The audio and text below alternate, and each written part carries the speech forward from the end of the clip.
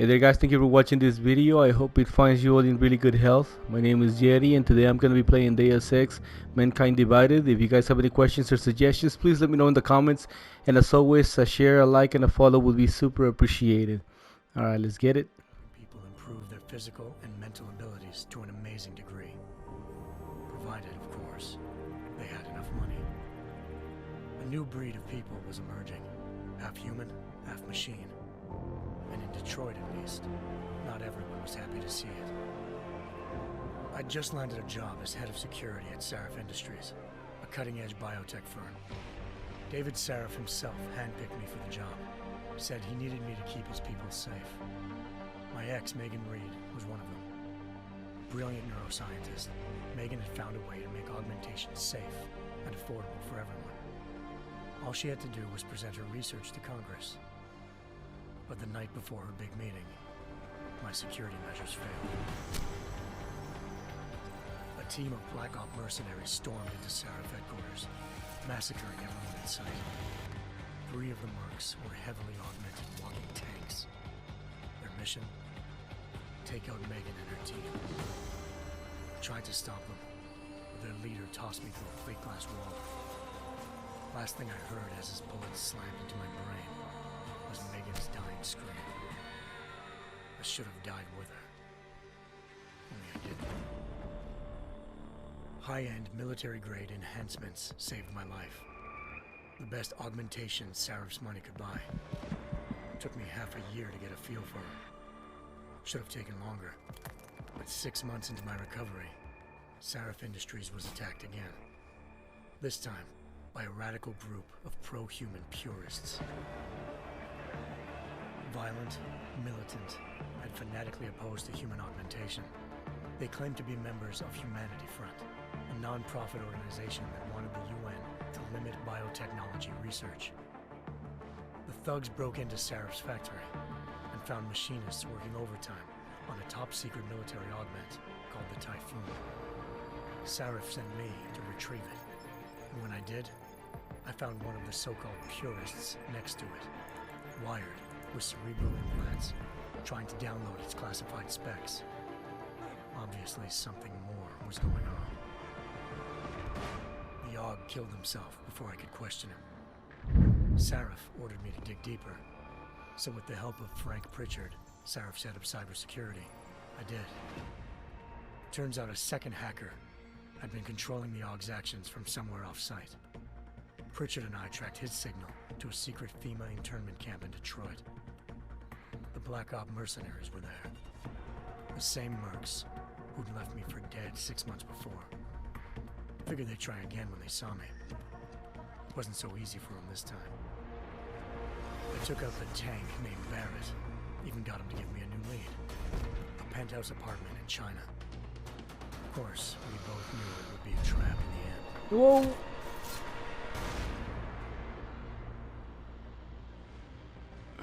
He should have just let the bomb do its job and kill him. Man, that city looks crazy. Kind of like Final Fantasy. Trying to find clues in Hengsha wouldn't be easy. Lucky for me, I wasn't alone. Farida Malik, Sarif Industries' ace pilot, had lived in Hengsha before. A good person to have on your side. She knew enough about the place to get me around. Malik dropped me in the lower city, close to the penthouse Barrett had told me about. Bell Tower Associates, a private security firm under contract to the Chinese government, had agents tossing the suite when I arrived. Just not for the reason I'd been expecting. Turns out, Man, that looks kind of Metal Gear-ish. The same hacker who'd been remotely controlling the AUG in Sarif's factory. Van Bruggen's panicked decision to force the man to commit suicide had been a mistake. Now his mercenary partners were gunning for him, and I needed to find him before they did. Locating Van Bruggen meant playing nice with the Triads, Hengsha's organized crime lords. They had the hacker holed up inside a low-rent capsule hotel. By the time I found him, Van Bruggen had no qualms giving up the woman who hired him. Zhao Yunru, president of the Taiyang Medical Corporation.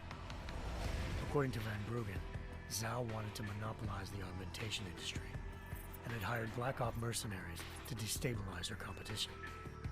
Seraph Industries was at the top of her list. To prove this, I needed to get inside TYM and grab a surveillance hologram off a server.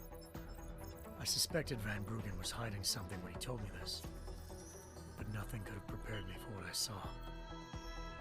Megan wasn't dead. She and her 4 best researchers had been kidnapped, spirited away somewhere while their kidnappers made it look like they were dead. Desperate to learn more, I confronted Zhao in her penthouse. She claimed to be a pawn in a bigger plan, and hinted at a group so powerful it controlled global interests at a whim. Then she slipped into a panic room and hit the alarm, forcing me to make a very quick exit. I figured Zhao was lying, but part of her confession made sense. David Seraph had been worried about his people. So worried, he'd required all of them to have subdermal locator devices surgically implanted. The GPLs would have been broadcasting the day of the attack. But Zhao said a single call to Picus, the world's leader in global 24-hour satellite news. Picus. I needed to fly to Picus headquarters in Montreal if I wanted to learn more.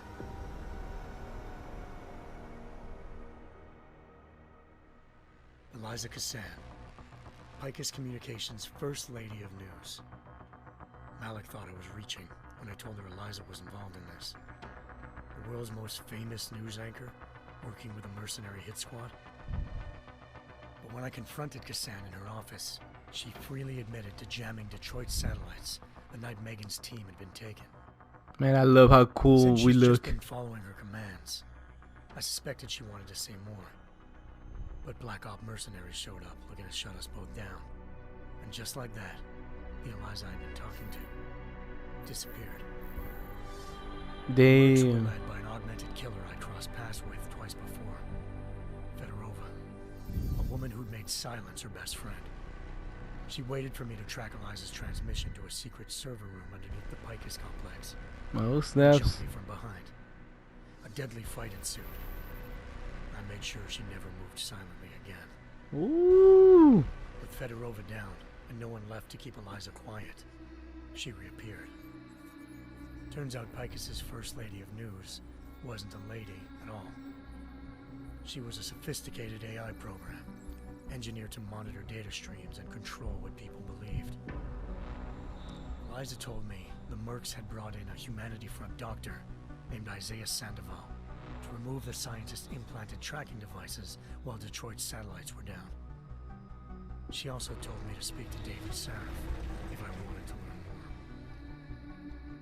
By the time Malik and I got back to Detroit, tensions between normal and augmented citizens had reached a flashpoint. Riots were breaking out in several cities, and the UN was being urged to intervene. Seraph was trying hard to convince Hugh Darrow, the inventor-turned-philanthropist who'd once been a leading proponent of enhancement technologies, to help stop a possible regulatory vote. Seraph had a lot riding on Darrow.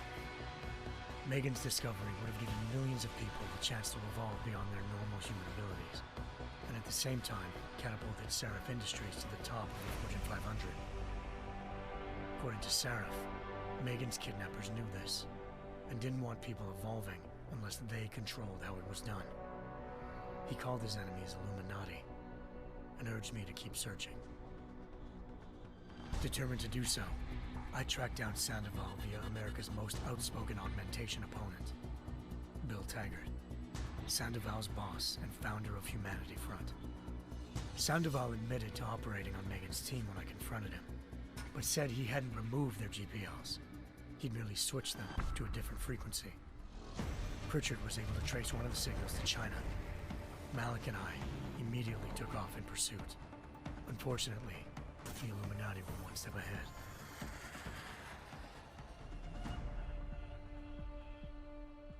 Ambushed. Shot out of the sky by Bell Tower Associates, seconds after entering Hengsha's airspace. Malik's piloting skills saved me. After a tense and bitter struggle, I escaped into Lower Hengsha. The tracking signal I was following led straight to the Triads, or more specifically, to the augmented arm of Tong Si Hung, leader of a gang of augmentation harvesters, Tong said they'd taken the arm off a corpse, which Bell Tower had left at their door.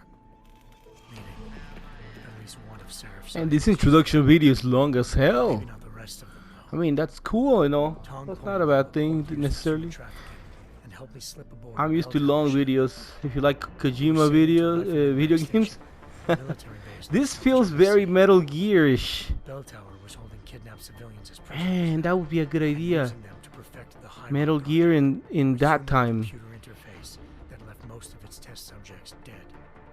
Kinda is there already. My search for Megan would have ended then, if not for a mysterious ally named Quinn. In exchange for my help exposing Bell Tower, he slipped me aboard a second ship headed to Singapore and an Illuminati-run biotech facility called Omega Ranch. 3 of Seraph's scientists were there, forced by their captors to create a technology capable of remotely shutting down augmented abilities. Thanks to an emergency recall notice issued by the World Health Organization, millions of people all over the world already had the biochip installed. Damn. With the help of the scientists, I tracked Megan Damn, my freaking to chair a makes so private much section noise. of the ranch. I ran into Yaron Namir, the walking tank who'd put a bullet in my brain the first time we met. He'd teamed up with Zhao and was hoping to catch me off guard. But their little ambush didn't work. I found Megan in a suite belonging to Hugh Darrow, the billionaire philanthropist who'd Seraph had called on for help. Darrow had convinced her to go along with the biochip plan by promising to sabotage the tech. As she was explaining this, Darrow appeared in a global broadcast, telling the world that augmentations would be the death of mankind. Then he activated the biochips to prove his point. All over the world, augmented people flew into a killing frenzy. Darrow had betrayed everyone, and it was up to me to set things right. To do it, I had to reach Panchaea, a massive installation in the Arctic Ocean. As I raced through corridors built by an all-augmented workforce, I saw death and destruction firsthand. By the time I shut down Darrow's broadcast, I knew the damage he'd done. Still, humanity's future remained unclear. How would the world react to this sabotage? Would people ever regain their faith in augmentations again? What would be the Illuminati's next move? Only time will give us the answers.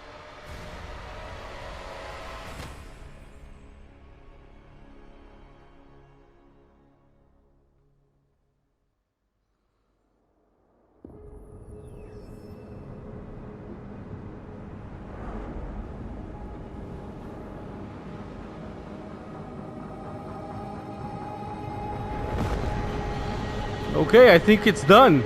I once thought I could save the world. Now look at it.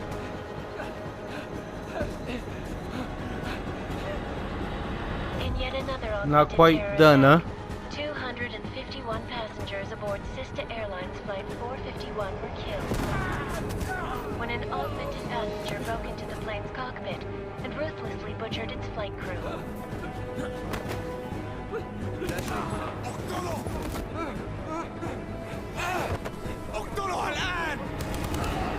Details recovered from the black box recorder suggest that the man may have been suffering flashbacks to the Aug incident.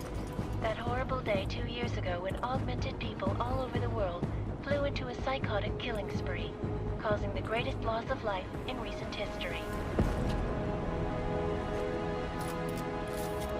Sometimes, you just have to let go.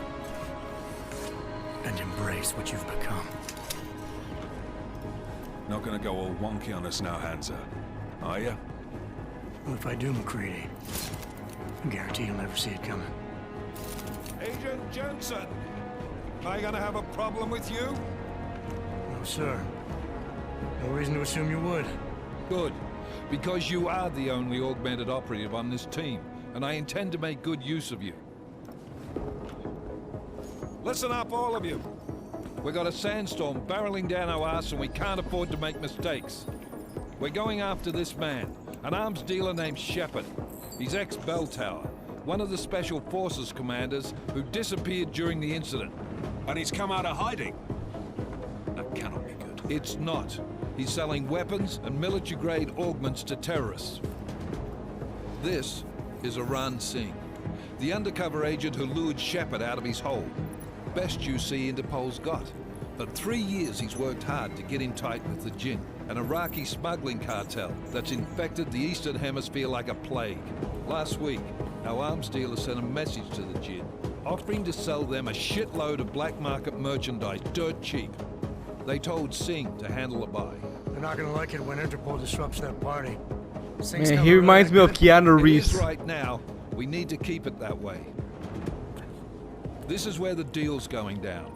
A half-finished high-rise hotel that's been abandoned ever since the incident. It's not a pretty picture inside. Let me guess.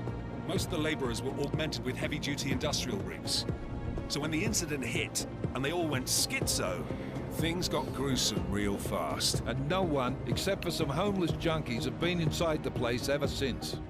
So what's the plan, Director? Singh's meeting Shepard on the ground floor, inside the hotel's main atrium. He sent the bulk of his Jinn crew to the penthouse levels to secure a vantage point. I want McCready's team to take up positions overlooking the atrium and make the arrest. Jensen, you're going in solo from the roof. My objectives? Keep the Jinn from joining the party. As far as we can tell, only one route connects the atrium to the penthouse level, a halfway decent elevator shaft. Here. I want you to block access to it. Fine. Just cut me loose. Do you plan on relying solely on your augments for this one?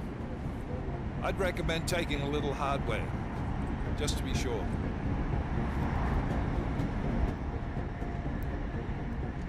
Non-lethal or lethal? I don't know if it really makes a difference. We got a UC in there. Might be easier to maintain his cover if he's not the only one still breathing when this is done. I'm not leaving my 6 exposed. Give me something to... Alright, let's go with... Man, I hate that. I'm not leaving my 6 exposed. Give me something lethal. Your call, but Singh's undercover in all this. Oh. So watch your fucking sights. What about range? There's lots of wide spaces and high ceilings in there, but a number of tight and constrained rooms too. So it's a crapshoot, really. Short range weapon, distance weapon, combat rifle. Well, I'm not looking to play dice with anyone in there. Give me something with distance. Your call. Less chance of being seen and compromising Singh that way. One last thing, Jensen. Singh said the Jinn are using some sort of portable Wi-Fi device to boost communications. He's got a better chance of maintaining cover if you disable it. I'll keep an eye out for it. And aren't we on the clock here? You said there's a sandstorm moving in. There is, and we got the intel on this mission at the very last minute. So we're scrambling a little.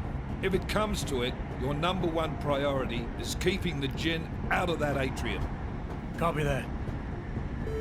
Time to put away your heavy thoughts, gentlemen. We're approaching the target building. You're up first, Jensen. Let's do this. We're on Dubai, Task Force 2029. action. This is Knife Leader. Engage host drives and descend to Angels 1-5.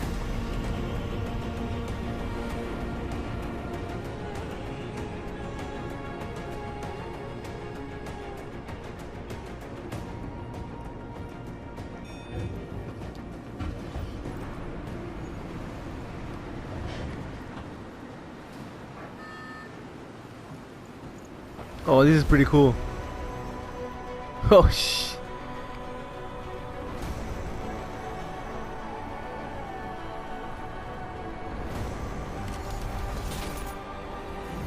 Damn.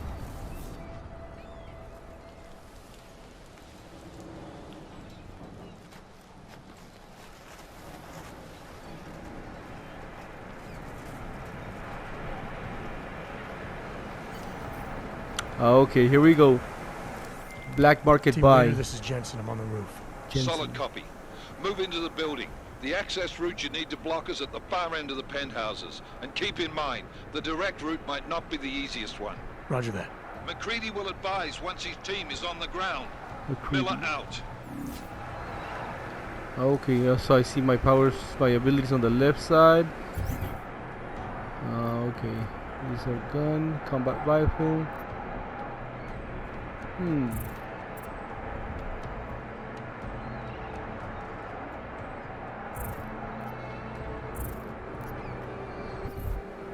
Here we go.